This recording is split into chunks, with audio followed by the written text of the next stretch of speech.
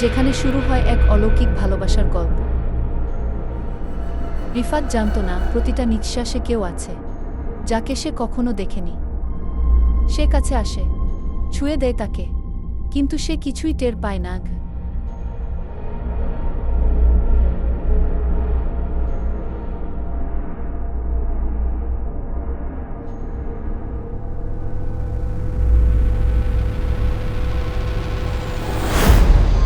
কিন্তু একদিন সে দেখল মৃত্যুর ছায়া।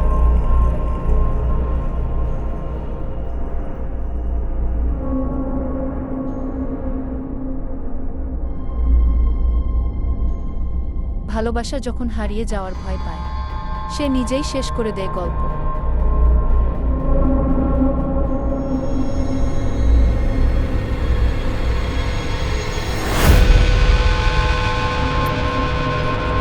সে রিফাতকে হত্যা করে, যেন মৃত্যু তাকে একা করে না দেয়।